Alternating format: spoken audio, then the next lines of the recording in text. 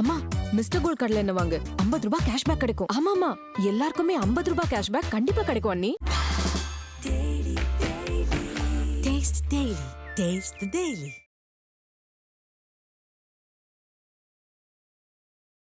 அயத்துக்குப்ப வீரமனுடைய இடத்தை நிரப்புறதுக்கு தென் மாவட்டத்திலிருந்து ஒட்டுமொத்த ரவுடிகளும் சென்னையை நோக்கி படையெடுத்தாங்க. ஏன்னா தலைநகர் சென்னை தான் ஹப்பா மாறுனுச்சு, ரவுடிஸ்தூர் ஹப்பா மாறுனுச்சு. அவர் ஆக்சுவலாக பார்த்தா திண்டுக்கல் நீதிமன்ற வாசலில் சூப்பு கடை வச்சுருந்தார். சூப்பு கடையை வச்சுருந்த பாண்டிக்கு சூப்பு கடை போர் அடிக்குது, எப்படி இரத்தக்கரை தெறிக்க கொலை வெறியாக மாறுனுச்சு அப்படின்றது தான் இதில் பெரிய பாரிசம். அன்றைய தேதியில் திண்டுக்கல் பாண்டியோட காரில் இருந்ததா ஆஃப் ரெக்கார்டு 4 கோடி ரூபா பணம் சொல்கிறாங்க. 4 கோடி ரூபாங்கிறது 2010களில் பெரிய பணம் தான், இன்றைக்கும் பெரிய பணம் தானே அது. இப்படிப்பட்ட ஒரு திண்டுக்கல் பாண்டிக்கு ஒரு கும்பலையே சேர்ந்து நாகராஜ கொலை செய்யுது. அதை பழி வாங்கணுங்கிறது மட்டும் சென்டிமெண்ட் கொலையாக திண்டுக்கல் பாண்டிக்கு இருந்துச்சு. சென்னையில் திண்டுக்கல் பாண்டியோட ரவுடிசம் எப்படி ஸ்டார்ட் ஆகுதுன்னா, ரியல் எஸ்டேட் அதிபரில் கடத்துறது. அது மார்க்கெட் முன்னாடி போய் வீரமணியை பார்க்குறப்பல வீரமணி தான் மயிலை சிவகுமார் அசைன்மெண்ட் கொடுத்தது. ஜெயலலிதா அப்போ கேண்டிடேட்டாக அறிவிக்கிறாங்க 1000 லைட் தோட்டம் சேகர். அறிவிச்சு லாய்ட்ஸ் கார்லேயே கொலை நடந்தா எப்படி? கட்சி ஆஃபீஸ்லேருந்து வெளில போகிற மனுஷனை மர்டர் பண்ணணும், எங்களுக்கு கோவம் வந்துட்டு. ஐபிசி தமிழ் நேயர்களுக்கு வணக்கம். இன்று நம்முடன் இணைந்திருக்கும் சிறப்பு விருந்தினர் மூத்த வழக்கறிஞர் திரு RS தமிழ்வேந்தன் அவர்கள். வணக்கம் சார். வணக்கம். தமிழ்நாட்டில் தொடர் படுகொலைகள், அதன் பிறகு என்கவுண்டர்கள் தொடர்ந்து பார்த்துக்கிட்டே இருக்கும் சார். காவல்துறை என்கவுண்டர்கள் பண்ணுறது மிக முக்கியமான ரவுடிகள் தாதாக்கள் அப்படின்ட்டு ஒரு லிஸ்ட்டே பெருசாக இருக்குது. குறிப்பிட்டு திண்டுக்கல் பாண்டி என்கவுண்டர் பற்றி சொல்கிறாங்க. அவரை குறித்து உங்களுடைய பார்வையை சொல்லுங்கள் சார். திண்டுக்கல் பாண்டி யார்? திண்டுக்கல் பாண்டி பேரில் இருக்குது திண்டுக்கல் பாண்டி. பட் திண்டுக்கல்லில் போய் யாரும் திண்டுக்கல் பாண்டினா தெரியாது. அங்கே அவர் மெட்ராஸ் பாண்டி தான் அங்கே தெரியும். திண்டுக்கல் பாண்டி கடைசி காலங்கள்லாம் எங்கேயுமே தங்கவே இல்லை. கார்லேயே வளர்ந்த ஆள் தான், காருக்குள்ளேயே தான் இருக்குது டே அண்ட் நைட்டு. அது கூட ஒரு படத்தில் எடுத்திருப்பாங்க, பொல்லாதவன் ஒரு படத்தில். ஒரு ஆள் எப்போயுமே காரில் தான் சுற்றிட்டு இருப்பான், ஈஸியார்லன்னு சொல்லுவாங்க தெரியுமா, பேரை சொல்லியே சொல்லுவாங்க பாண்டின்னு. அவன் அங்கே சுற்றிட்டு இருப்பான், நான் காரில் வச்சு போடுவாங்க. கார்லேயே தான் சுற்றி வந்திருக்காரு. அவர் ஆக்சுவலாக பார்த்தா திண்டுக்கல் நீதிமன்ற வாசலில் சூப்பு கடை வச்சுருந்தார். ஒரு அண்டா நிறைய ஆட்டுக்காலை போட்டு சூப்பு. அந்த திண்டுக்கல் பாண்டியோட சூப்புக்கு அந்த ஏரியாவே அடிமை, அந்த அளவுக்கு டேஸ்ட்டு கொடுத்தாரு அந்த திண்டுக்கல் பாண்டி. அதனால தான் திண்டுக்கல் பாண்டின்னு வந்துச்சு மெட்ராஸ் லிஸ்ட்டில். ஆனால் அங்கே பொறுத்தவரையிலும் இவரோட ஹிஸ்ட்ரி மெட்ராஸ் பாண்டி அப்படின்றது தான் பேராக இருந்துச்சு. எப்பயுமே கோர்ட் வாசலில் இருக்கக்குள்ளே பார்த்தீங்கன்னா வாய்தாக்கு வர்றவங்கள பார்ப்பாங்க, வக்கீலை பார்ப்பாங்க, போலீஸை பார்ப்பாங்க. இதெல்லாம் பார்க்கக்குள்ள அவங்களுக்கு ஒரு இன்ஸ்பைரிங் கூட வந்திருக்கலாம். சரி, இது கூட நல்லா தானே இருக்குது, வாய்தாவுக்கு அழைச்சிட்டு வருவாங்க, எஸ்கார்டு போட்டு அக்யூஸ்ட்டை கூப்பிட்டு வருவாங்க. சாட்சிக்கு பாதுகாப்பு இருக்கோ இல்லை, அக்யூஸ்டுக்கு எஸ்கார்டு போலீஸ் பாதுகாப்போட வரக்குள்ள அது கூட இவருக்கு ஒரு இன்ஸ்பயர் ஆகிருக்கலாம். அதுவே நாளடைவில் இவரோட குணாதிசயம் மாறுறதுக்கு இதாக இருந்திருக்கலாம். சூப்பு கடையை வச்சுருந்த பாண்டிக்கு சூப்பு கடை போர் அடிக்குது, எப்படி ரவுடிசம் கைக்கு வருதுன்னு நம்ம பார்ப்போம். இப்படி ஒரு சூப்பு கடை வச்சுருந்த பாண்டிக்கு எப்படி இரத்தக்கரை தெறிக்க கொலை வெறியாக மாறுனுச்சு அப்படின்றது தான் இதில் பெரிய சுவாரஸ்யமே. அப்போ சென்னையில் ஒரு பிரபல ரவுடி அயத்துக்குப்பம் வீரமணி என்கவுண்டர் செய்யப்படுறார். என்கவுண்டர்னாலே ஃபஸ்ட்டு நம்ம ஐக்கானாக வர்றது அயத்துக்குப்பம் வீரமணி தான். ஏன்னா அவருடைய இருப்பிடத்திலே பூந்து என்கவுண்டர் பண்ணாங்க. ஏன்னா அயத்துக்குப்பம் வீரமணியுடைய இடத்தை நிரப்புறதுக்கு தென் மாவட்டத்திலேருந்து ஒட்டுமொத்த ரவுடிகளும் சென்னையை நோக்கி படையெடுத்தாங்க. ஏன்னா தலைநகர் சென்னை தான் ஹப்பா மாறுனுச்சு, ரவுடிஸ்தூர் ஹப்பா மாறுனுச்சு. காரணம், சென்னையில் இருந்தாக்க பக்கத்து ஸ்டேட்டாக இருக்க ஆந்திரா, இந்த பக்கம் பெங்களூர், இப்படி 2-3 ஸ்டேட்டுக்கு நீங்கள் ரவுடிசம் பண்ண முடியும். அதனால் சென்னையை நோக்கி தலைநகர் சென்னையில் இருந்தால் தான் பேரும் ஈஸியாக ரீச் ஆகும் அப்படின்றது ஒரு இது. ஏன்னா இப்போ நீங்கள் உங்களை வேறு மாவட்டத்தில் அரெஸ்ட் பண்ணால் அந்தளவுக்கு ஒரு ஊடக வெளிச்சம்லாம் இருக்காது, செய்திகளில் வராது. இன்றைக்கி சென்னையில் பிரபல ரவுடினா சென்னை ஹப்பா மாறிடுச்சு. ஏன்னா சென்னையில் தான் ரியல் எஸ்டேட்டு எல்லாமே அப்போ வளர்ந்த காலம். அது இடம் வாங்குறது விற்கிறது எல்லாத்துலேயும் பிரச்சனை வரத்தான் செய்யும். அப்போ எல்லாரும் படையெடுத்த போது தான் திண்டுக்கல் பாண்டியும் சென்னை நோக்கி படையெடுக்கிறார். சென்னையில் அவர் அதுக்கு பிறகு வளர்ந்த விதம் தான் வேறு மாதிரி ஆணுச்சு. சென்னையில் திண்டுக்கல் பாண்டியோட ரவுடிசம் எப்படி ஸ்டார்ட் ஆகுதுன்னா, ரியல் எஸ்டேட் அதிபரில் கடத்துறது. அதாவது பிளைண்டாகவே இறங்கி அடிக்க ஆரம்பிச்சாப்புல, கடத்துறது, கொண்டு வச்சு மிரட்டுறது, காசு கேட்குறது, கட்ட பஞ்சாயத்து, இப்படி பயங்கரமாக வளருது. அப்போ முதல்ல ரியல் எஸ்டேட் அதிபர் வெற்றியை அவர் கொலை செய்கிறார். அந்த கொலையில் முதல் முறையாக திண்டுக்கல் பாண்டியோட பேர் அடிப்படுது. அது வரைக்கும் சின்ன அஃபென்ஸ் தான் செஞ்சிட்டு இருந்தார். பட் அவர் ஹிஸ்டரியில் வரவே இல்லை, போலீஸ் ரெக்கார்டில் வரவே இல்லை. ஆன் ரெக்கார்டு வந்தது ஃபஸ்ட்டு வெற்றியோட கொலையில் வருது. அதுக்கு பிறகு உங்களுக்கு தெரியும், ஒரு இடத்துல ஒரு ஹீரோயிசம் வருதான், தானாக கூட்டம் தானாக சேரும். அப்படியே அவர்களுக்கு நண்பர்கள் சேர ஆரம்பிக்கிறாங்க. பாண்டியை சுற்றி எப்பயுமே நண்பர்கள் ஒரு வட்டம் கிரியேட் ஆகுது அவருக்குன்னு. அப்படி பார்த்திங்கன்னா ஐயப்பன், செந்தில்குமார், சம்பத், சிலோன் பாண்டி, மோகன்ராம். இதில் மோகன்ராம் தான் மிக முக்கியமான அவருடைய நம்பிக்கைக்குரிய தளபதியாக இருக்கிறார். வலது இடதா மோகன்ராம் தான் செயல்படுறாரு. அதோட்டு திண்டுக்கல் பாண்டியோட ரவுடிசம் அப்படியே இன்க்ரீஸ் ஆகிட்டே போகுது. வரிசையாக கொலையோட ஹிஸ்டரி அதிகரிச்சுட்டே போகுது. ஏகாம்பரம் கொலை, ரஜினி ரசிகர் மன்ற தலைவர் மணிமாறன் கொலை, திருச்சி வையம்பேட்டு துரைராஜுங்கிறவர் கார்லேயே வச்சு கொளுத்தி விட்டார். திருச்சிக்கே அவர் போகிறாரு. திண்டுக்கல் பேரை வந்து தமிழ்நாடு முழுக்க அறிய பண்ணுறாரு. இப்படியா போலீஸ் ரெக்கார்டில் வந்து திண்டுக்கல் பாண்டியோட க்ரைம் ரேட்டிங்ஸ் வந்து அதிகரிக்க ஆரம்பிக்குது. இப்படிப்பட்ட ஒரு திண்டுக்கல் பாண்டிக்கு ஒரே ஒரு சென்டிமெண்ட் கொலை இருந்தது. அவனோட தம்பி நாகராஜ் கொலைக்கு ஒரு கும்பலையே சேர்ந்து நாகராஜை கொலை செய்யுது. அதை பழி வாங்கணுங்கிறது மட்டும் சென்டிமெண்ட் கொலையாக திண்டுக்கல் பாண்டிக்கு இருந்துச்சு. அதில் பார்த்திங்கன்னா சிசர்மணி, கரடிமணி 2 பேரையும் ஓட ஓட விரட்டி கொலை பண்ணுறாரு திண்டுக்கல் பாண்டி. அது மட்டும்தான் சென்டிமெண்ட் கொலையாக காவல்துறை ரெக்கார்டு இருக்குது. பாக்கி எல்லாமே இப்போ பண டிரான்சாக்ஷனில் உள்ள கொலைகளாக தான் இருக்குது. இந்த கொலையில் மட்டும்தான் அவர் வந்து பணத்துக்காக செய்யலை, அது வந்து அவன் தம்பிக்காக கதை முடிச்சதுன்னு மிக தெளிவாக இருக்குது. இப்படி ரவுடிசம் சீரும் சிறப்புமாக திண்டுக்கல் பாண்டிக்கு வளர்ந்தேருது. அவர் வலது கையாக இருந்த மோகன்ராம் 2 பேருக்குமான நட்பில் ஒரு சின்ன விரிசல் ஏற்படுது. மோகன்ராம் திண்டுக்கல் பாண்டி விட்டு விலகி போகிறார். அதிலிருந்து திண்டுக்கல் பாண்டிக்கு கெட்ட காலம் பிடிச்சிக்கிட்டு, சனி பிடிச்சிக்கிட்டு சொல்லுவாங்கள்ல, இறங்கு முகமாக ஏற்பட ஆரம்பிச்சது. மோகன்ராம் போனோடனே திண்டுக்கல் பாண்டியோட தொழிலையும் தளர்வு ஏற்படுது. ஏன்னா அந்தளவுக்கு பழைய ஸ்பீடு இல்லை, இவர்கிட்ட பண்ண முடியலை இதை. ஏன்னா ஒரு இப்போ தளபதி படம் பார்த்துட்டு ரஜினி மம்முட்டின்னு இருப்பாங்க, அதில் யார் ஒருத்தர் பிரிஞ்சாலுமே அதுக்கு பிறகு டவுன் ஆகிடும். அது படத்தில் எடுத்துருக்காங்க. இப்போ நாயகன் படத்தில் பார்த்தீங்கன்னா கமலோட ஜனகராஜ் இருப்பார். ஒரு வழக்கில் ஜனகராஜ் அப்ஸ்காண்டில் இருக்க வச்சுருப்பார். பார்த்தா நாயகன் தனியாக மாட்டிக்குவார், கமலஹாசன் தனியாக மாட்டுவார். ஸோ அது எதுக்கு சொல்ல வந்தோன்னா, அது படத்தோட கனெக்ட் பண்ணுறது எதுக்குன்னா, அந்த மோகன்ராம இவர் இருந்தப்போ இவர் வந்து அசைக்க முடியாத சக்தியாக இருந்தாங்க. 2 பேரும் தான் ஒன்றா இருந்தாங்க. கார்லேயே ரவுண்ட்ஸ் தான், கீழே இறங்குறதே கிடையாது. ஏன்னா அது ரொம்ப அன்னைக்கு இருந்த ஒரு ஸ்ட்ராட்டஜி அது. ஏன்னா காரில் ரூம் எடுத்தாங்கன்னா மாட்டணும், கார்னால் எந்த பிரச்சனையும் இல்லை, ரன்னிங்லேயே போயிட்டே இருக்கலாம். அவங்க சம்பாரித்த பணம் எல்லாமே காரில் தான் வச்சு ரவுண்ட் அடிச்சிருக்காங்க. இப்படியா போயிட்டுருக்குள்ள கூடுவாஞ்சேரியை சார்ந்த வேலு என்பவர் இவருக்கு பழக்கம் ஏற்படுறாரு, ஒரு நட்பு வர்றாரு ஒரு வழக்கில். வேலும் இவரும் சேர்ந்துக்கிறார். மோகன்ராம் இடத்த வேலு நிவர்த்தி பண்ணாரா இல்லையாங்கிறது தான் இதில் கொஸ்டின் மார்க். வேலும் சேர்ந்து இவரோட ஜேர்னி பண்ணுறாரு. 2 பேரும் சேர்ந்து அதுக்கு பிறகு நிறைய அஃபென்ஸ் செய்ய ஆரம்பிக்கிறாங்க. இது சென்னை போலீஸுக்கு மிகப்பெரிய தலைவலியாக மாறுது. இப்படியே விட்டுட்டு போக முடியாது, மாட்டுறதும் இல்லை, மாட்டினாலும் உடனே வெளியில் போட்டு இதேமாரி வேலையை பார்க்குறாங்க. இது எப்படியும் கண்ட்ரோல் பண்ணணும்னு சொல்லி வேலுவையும் பாண்டியையும் சைமன் டென்னிஸில் பிடிக்கணும்னு சொல்லி போலீஸுக்கு பயங்கரமான நெருக்கடி வந்துட்டு, தலைவலின்னு சொல்லுவாங்க. அது வரைக்கும் போலீஸ் சும்மா தான் இருப்பாங்க. அந்த ஹெட்டேக் ஆகிறப்ப தான் வெட்ட ஆரம்பிப்பாங்க. பிடிச்சி சிட்டி ஃபுல்லாக செக் போஸ்ட்டை போடுறாங்க. செக் போஸ்ட் போட்டு அவுட்ரு எல்லா இடத்துலையும் check post. Dindigul Pandi photo வச்சு வந்தால் பிடிங்க அப்படின்னு ரொம்ப டைட் பண்ணுறாங்க. திண்டுக்கல் பாண்டி எங்கே இருக்காப்புல ஏது இருக்காப்புலன்னு தெரில. அப்போ தான் ஒரு மிக முக்கியமான ட்விஸ்ட் ஏற்பட்டுச்சு. திண்டுக்கல் பாண்டி செக் போஸ்ட் போட்டு தரணுன்னு திண்டுக்கல் பாண்டி எங்கேயும் வெளியாக முடியல. அப்போ அழகர்னு சொல்லிட்டு ஒரு ரவுடியை செக் போஸ்ட்டில் பிடிக்கிறாங்க. ஒரு அக்யூஸ்டுக்காண்டி செக் போஸ்ட் போடுவோம்ல, அந்த அக்யூஸ்டை மட்டும் டார்கெட் பண்ண மாட்டாங்க, வேறு சின்ன பேரும் மாட்டிக்குவாங்க அதில். இப்போ அழகருங்கிறவரை தூக்கிட்டு போய் விசாரிக்கக்குள்ள திண்டுக்கல் பாண்டியோடைய ஆதரவாளர் அழகர். பட் அழகர் வந்து மாட்டியெல்லாம் விடலை யாரை பாண்டிக்கு அவருக்கு நெருக்கம் இல்லை, ஆனால் பாண்டிக்கு எதிராக செயல்படலை. ஆனால் அழகர்கிட்டேருந்து போலீஸ் விஷயத்தை கறந்துடுறாங்க, எங்கே இருக்காப்புல ஏது இருக்காப்புலன்னு. அப்போ உடனே அழகர்கிட்ட சொன்ன தகவல்னு காவல்துறை சொல்கிறாங்க. எந்தளவுக்கு அதில் உண்மை பொய்யெல்லாம் தெரியல.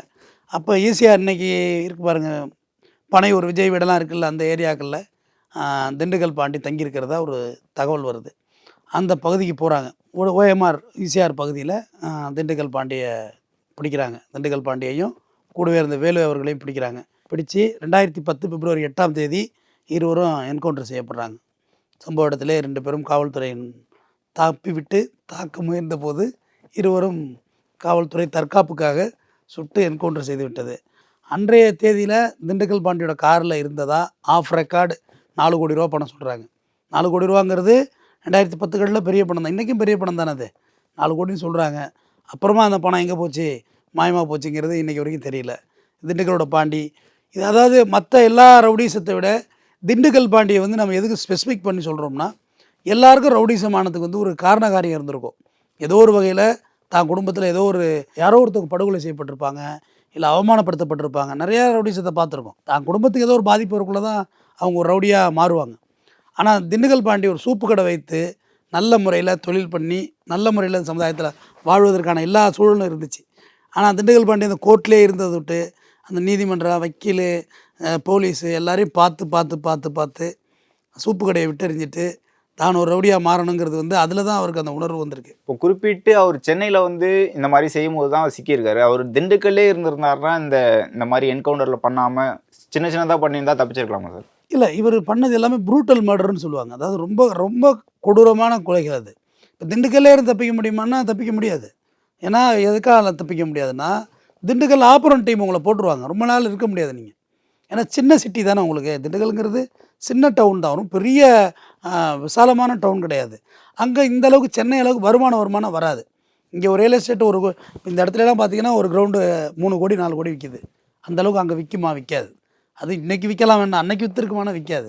ரெண்டாவது அங்கே ஊர்களில் பார்த்தீங்கன்னா கட்டிங்க்கெல்லாம் பயப்பட மாட்டாங்க. இடம் என்னது, டாக்குமெண்ட் என்னது, நான் எதுக்கு உனக்கு தரணும் காசு? தர முடியாது, ஆனதை பார்த்துக்கன்றுவாங்க. அவங்களும் ஆளை கூட்டி வந்துடுவாங்க. ஒருத்தருக்கும் அங்கே உள்ளூர்களில் பார்த்தீங்கன்னா ஊராருக்கும் சொந்தமாக இருப்பாங்க. ஊராருக்கும் சொந்தமாக இருக்கும். ஜாதி பழம், அந்த பழம், இந்த பழம்னு அங்கே ஏகப்பட்டது வந்துடும். அவங்க கூட்டி வந்துடுவாங்க எல்லாரையும். இவருக்கு யாருக்கு ஆப்பனண்டோ அவங்கள போய் ஈஸியாக பார்த்துருவாங்க. இந்த மாதிரி பாண்டி டிஸ்டர்ப் பண்ணுறான் அப்படின்னு. இல்லை பாண்டிக்கு யார் வேண்டப்பட்டவங்களோ அவங்களே பார்த்துருவாங்க. எதுக்கு எங்கள் இடத்துல வந்து கேட்குறாரு கட்டிங்னு. ஆனால் சிட்டி அப்படி கிடையாது, சென்னை அப்படி கிடையாது. இங்கே வந்து எல்லா இன மக்களும் இருக்கிறாங்க. தெலுங்கு இருப்பாங்க, கன்னடா இருப்பாங்க, பாம்பேலேருந்து வந்து சேட்டு இங்கே தொழில் பண்ணுறாங்க, ராஜஸ்தான்லேருந்து. இப்படி எல்லோரும் இருக்கக்குள்ள எல்லாருக்கும் யாரை பிடிச்சி யார் ஆஃப் பண்ணுறதுன்னு இங்கே தெரியாது. அதான் உண்மை. போலீஸுக்கு போனாலும் பயமாக இருக்கும் உங்களுக்கு போலீஸுக்கு போகிறதுக்கு. ஒருவேளை போலீஸுக்கு அவங்களுக்கு லிங்க் இருக்குமோ அப்படின்ற ஒரு யோசனை இருக்கும். சென்னையை பொறுத்தவரையும் பணம் நிறையா இருக்குது. எவ்வளோ கேட்குறாங்க? இந்த இடம் 5 கோடி. கட்டிங் எவ்வளோ கேட்குறாங்க? ஒரு 20 லட்ச ரூபா கேட்குறாங்க. கொடுத்துட்றா, வேலையை முடி, பில்டிங்கை கட்டு. ஏன்னா பிஸ்னஸ் பண்ணணும். வம்பளத்துக்கிட்டு நிற்கிறது இங்கே யாரும் இல்லை, பிஸ்னஸ் பண்ணணும். டக்குன்னு இடத்த கட்டும்பாங்க. அப்போ அயோத்திக்குப்பம் வீரமணி என்கவுண்டர் உங்களுக்கு தெரிஞ்சிருக்கும். ஜெயலலிதா பீரியடில் இப்போ ரிட்டையர்டான ஐயா வெள்ளத்தூர் ஐயா தலைமையில் பண்ணால் வெள்ளத்தூர் அப்போ எஸ்ஐயாக இருந்தார். ஏன்னா வீரமணியோட இடத்த பிடிக்க பெரிய போட்டியே இங்கே நடந்துச்சு. மயிலே சிவகுமார்லாம் அப்போ உயிரோடு இருந்தார். எல்லாருமே போட்டி தான் அந்த இடத்துக்கு வர்றதுக்கு. ஏன்னா வீரமணியோட தலை பெருந்தலையாக உருண்டுச்சு அன்றைக்கி என்கவுண்டரில். ஏன்னா அவரோட வீட்டு அந்த அவருடைய பகுதி இருக்குது பார்த்தீங்களா, அயோத்திக்குப்பம், அதில் பூந்தே மர்டர் பண்ணாங்க. அது ஜெயலலிதாவோட அன்றைக்கி கவர்மெண்ட்டில் தோட்டம் சேகர் கொலைக்க வேண்டி தான் அவரை பழி தீர்த்தாங்க. யாரை? வீரமணியை. இப்போ திண்டுக்கல் பாண்டிக்கு பின்பு வந்து அரசியல் பின்புலம் எதுவும் இல்லையா சார்? அரசியலுக்காக எதுவும் பண்ணலையா அவர்? இல்லை, அதுதான் திண்டுக்கல் பாண்டி பிளைனாக இருந்தது காரணம். எல்லாரோடையுமே கடைசியாக ஏதோ ஒரு பொலிட்டிக்கல் ஸ்டாண்ட் அவங்கள்ட்ட இருக்கும். பியூராக இருந்தால் மாட்டிக்கணும், இந்த மாதிரி தான் சிக்கிடணும். பொலிட்டிக்கல் ஸ்டாண்ட் இருந்தால் ஏதோ ஒரு டீல் பேசி முடிக்க முடியும், போலீஸே ஆஃப் பண்ண முடியும். இந்த மாதிரி பிரச்சனை ஆகுதுன்னா போலீஸ் ஆஃப் பண்ணிடுவாங்க. ரெண்டாவது நீங்கள் அரசியல் பின்புலம் ஆகிட்டிங்கன்னா இந்த மாதிரி புரூட்டல் மர்டர் செய்ய முடியாது. அதை ஒரு கொலைக்கு மேலே அனுமதிக்க மாட்டாங்க பொலிட்டிஷியன்ஸ். ஏன்னா பொலிட்டிஷியன்ஸ் எப்படி பொதுஜனத்தை டிஸ்டர்ப் பண்ணுறது பொலிட்டிஷியன் ஏற்றுக்க மாட்டாங்க. திண்டுக்கல் பாண்டி அப்படி இல்லவே இல்லை. பணத்தை வைத்து மர்டர், அது அப்படி தான் ஓணுச்சு. ரெண்டாவது அவர் சற்றும் எதிர்பார்க்காத மோகன்ராமோட பிரிவு. மோகன்ராம் இருந்த வரைக்கும் திண்டுக்கல் பாண்டி கோல வச்சு தான் நின்னாப்புல. மோகன்ராம் பிரிஞ்சோன்னே சர்வே பண்ண முடியலை. அதுக்கு பிறகு தான் கூடுவாஞ்சேரி வேலு சேர்றாரு. ஒரு ரவுடியோட இன்னொரு ரவுடி மிங்கிளாவுக்குள்ள நீங்கள் யார் என்னென்னு தெரிஞ்சுக்கிறதுக்கே ரொம்ப நாள் ஆகிடும். அவர் கூட திண்டுக்கல் பாண்டி கூட இருந்த சிடி மணி தான் அடுத்த கட்டமாக வளர்ந்தார்னு சொல்கிறாங்க. அவர் குறித்து உங்களுடைய? சிடி மணியை வளர்த்து விட்டது திண்டுக்கல் பாண்டின்னு ஒரு தகவல் இருக்குது. ஏன்னா சிடி மணி சிறையில் சின்ன சின்ன சிடி கேசட்டு காம்பேக்ட் சிடின்னா சிடி மணி சிடி விற்றதுனால சிடி மணி. தாமஸ் ரோடு தான் அவருடைய பிறப்பிடம். டி நகர் பக்கத்தில் இருக்கு இல்லையா, தாமஸ் ரோடு தான் அவருடைய பிறப்பிடம். சிடி மணி சிறையில் பார்த்தப்ப இவரை பார்த்து அவர் இன்ஸ்பயர் ஆகியிருக்கதா ஒரு தகவல் சொல்கிறாங்க. ப்ளஸ்ஸு சிடி மணியை தன்னுடைய அடுத்த வாரிசாக வளர்க்குறதுக்கான முயற்சிகளை திண்டுக்கல் பாண்டி மெனக்கட்டாருன்னு சொல்லி. சிடி மணி சிறையில் இருக்காப்புல, இப்போ தானே போனார், கைது செய்யப்பட்டார். காவல்துறை பாசியில் வழிக்கு வர விழுந்துட்டார். இப்போ இருக்குது, ஜெயிலில் இருக்கார். இப்போ அகதோபாலாஜியோட என்கவுண்டர் பிறகு தான் அவர் சரண்டரை போலீஸ் பிடிச்சாங்க. சேலத்தில் வச்சு இங்கே பிடிச்சதான் சொன்னாங்க. அதனால் சிடிமணியே ஒரு வளர்ப்பு பிள்ளையை எடுத்தார், அடுத்த வாரிசாக கொண்டு வரும். ஏன்னா தம்பி நாகராஜ் மர்டர் ஆகிட்டார். ஏன்னா பாண்டிக்கு இருந்த ஒரு அடுத்த நபர் நாகராஜ் மர்டர் ஆனதுட்டு அந்த மர்டருக்கு தான் 2 பேரும் மர்டர் பண்ணுறாங்க. சிசர் ராஜா, கட்டிங் ராஜா 2 பேரும் மர்டர் பண்ணுறாங்க. அதனால் அடுத்த கட்ட நபராக சிடிமணி அவர் சொன்னாருங்கிற சொல்கிறாங்க. அது எந்த அளவுக்கு நம்பத்தகுந்த தகவலுன்னு நமக்கு தெரியல. இதிலே வந்து மயிலை சிவகுமார் பற்றியும் சொல்கிறீங்கன்னா கரெக்டாக இருக்கும். மயிலை சிவகுமாரே உங்களுக்கு தெரியும், மயிலாப்பூர் இன்றைக்கி இருக்க சிட்டி சென்டர் பேக் சைடு உள்ளவர் தான். மயிலை சிவகுமார் வந்து மிகப்பெரிய ஒரு சென்னையில் ஒரு டானில் அவர் ஒருத்தராக வந்தவர் தான் மயிலை சிவகுமாரும். ஏன்னா மற்ற ரவுடிகள் எல்லாமே மறைந்தே வாழ்ந்தாங்க. இப்போ பாண்டியெல்லாம் பார்த்தீங்கன்னா கார்லேயே வாழ்ந்திருக்காரு. ஆனால் மயிலை சிவகுமார் ஒரு வீட்டு வாசலே தான் உட்காந்துருக்காரு இப்போ கிடச்ச வரைக்கும். ஸோ இந்த ட்ரம்ஸ் எல்லாம் அடிச்சுக்கிட்டு டான்ஸ் ஆடிக்கிட்டு போலீஸ் எல்லாம் கூப்பிட்டா சாதாரணமாக பின்னாடி இந்த வரேண்ணா பின்னாடி வரேண்ணா அப்படின்ட்டு சட்டையை மாட்டு போகிற ஒரு நபராக தான் இருந்திருக்காப்புல. அவர் வந்து தோட்டம் சேகரோட மர்டரில் அவர் மிக முக்கியமானவர். தோட்டம் சேகர் மிகப்பெரிய நபர், அதிமுகவுடைய மேடை பாடகர், ஜெயலலிதாவுடைய மிகப்பெரிய ஆஸ்தான நபர், ரொம்ப விசுவாசி. அப்போ தோட்டம் சேகர் சீட்டு அறிவிக்கப்பட்ட போது தான் மார்க்கெட்டு முரளிக்காக அவர் படுகொலை செய்யப்பட்டார். படுகொலை செய்யப்படும் பொழுது அந்த படுகொலையை நிகழ்த்தியது யாருன்னா மயிலை சிவகுமார். ஆனால் ஆக்சுவலாக வந்து டைகர் சிவா அவர் பேர். இன்றும் நிறைய பேர் அங்கே பச்சையெல்லாம் ஊற்றிருக்காங்க டைகர் சிவான்னு. அடுத்தது அதை இயக்கி கொடுத்தது யாருன்னு கேட்டிங்கன்னா அயோத்திக்குப்பம் வீரமணி. வீரமணி என்கவுண்டர் பண்ணுறதுக்கு வந்து பல காரியம் சொல்லுவாங்க எல்லாரும். இந்த கவர்மெண்ட்டு பக்காவாக பண்ணிட்டு என்கவுண்டர்லாம் சொன்னாங்க. இல்லவே இல்லை. வீரமணி ஜெயலலிதாவுக்காக வேண்டி டிஎம்கே ஊர்வலத்திலே புது கலவரம் பண்ணவர் அயோத்தி குப்பத்துக்கிட்ட. பெரிய கலவரம், ஏகப்பட்ட பேர் மண்டை வெட்டு ஓட்ட, போலீஸுக்கெல்லாம் மண்டை உடையில் நடந்துச்சு. ஒரு அமைதி ஊர்வலம் நடத்துனாங்க பனகல் மாடியிலேருந்து காமராஜர் சாலை வழியாக செக்ரட்டரியேட்டை நோக்கி. அதில் புந்து அயோத்தி குப்பத்திட்ட கலவரம் பண்ணார். ஏடிஎம்கேயோட ஃபேன் தான் அவரும், யார் அயோத்தி குப்பை வீரமணியும். ஆனால் தோட்டம் சேகரை கொண்டாக்க ஜெயலலிதா இந்தளவு கோவப்படுவாங்கன்னு அவருக்கு தெரியல. என்ன அவனும் ரவுடியாக இருக்காங்க, நம்மளும் ரவுடி தானே, என்ன ஆகிட போகுது அப்படின்னு நினச்சிட்டாப்புல. அது மார்க்கெட் முறையில் போய் வீரமணியை பார்க்குறாப்புல. வீரமணி தான் மயிலை சிவகுமார்ட்ட அசைன்மெண்ட்டை கொடுத்தது, பண்ணி கொடுன்னு சொல்லி. ஜெயலலிதா வந்து அப்போ அரை பக்கம் அளவில் கண்டனம் தெரிவித்து கொடுத்துருந்தாங்க. ஏன்னா கேண்டிடேட்டாக அறிவிக்கிறாங்க 1000 லைட்டில் யாரை தோட்டம் சேகரை அறிவிச்சு லாய்ட்ஸ் காலிலே கொலை நடந்தால் எப்படி? கட்சி ஆஃபீஸ்லேருந்து வெளில போகிற மனுஷனை மர்டர் பண்ணோன்னே இவங்களுக்கு கோவம் வந்துட்டு, என்னடா அது நம்ம கட்சிக்காரங்களா ரூலிங் பார்ட்டியாக இருக்கும், நம்மளாலே இப்படி கொலை பண்ணிட்டா விட்றதுனா அப்போ தான் வீரமணி என்கவுண்டர் பண்ணுறாங்க. வெள்ளத்தூர் அப்போ தான் இன்னிங்ஸ் இறங்குறாரு. அதான் ஃபஸ்ட்டு இருக்கும் இறங்கி அவர் ஏரியாவிலே பண்ணுறாங்க. ஆக்சுவலாக இப்போ ஒரு 3 மாதம் 4 மாதம் வீரமணி அப்கானில் இருந்தாப்புல, ஆந்திராவில் போய். அப்புறம் தான் இங்கே வர்றாரு. இங்கே சூழ்நிலையெல்லாம் அமைதியாக இருக்குன்னு. அன்றைக்கி ரேஞ்சிலே 300 கோடி ரூபா பக்கம் வீரமணிகிட்ட சொத்து இருந்துச்சு. இப்போ நீங்கள் குறிப்பிட்டிருந்தீங்க ஒரு அரசியல் தலைமை வந்து சொன்னாங்கன்னா செய்யணும், அது சொல்லலைன்னா விட்டுறணும் அப்படிங்கிற மாதிரி இருக்குல்ல. இது வந்து காவல்துறைக்கும் சட்டம் அந்த லாயராக இருக்கட்டும், இவங்க வந்து ஒரு அரசியல் கட்சி பின்புலத்தில் வந்து செயல்படுறது சரியான ஒரு போக்கு நினைக்கிறேன். தொடர்ந்து என்கவுண்டர்களை நாங்கள் வழக்கறிஞர்கள் ஆதரிக்கிறதே கிடையாது. என்கவுண்டருங்கிறது தவறு.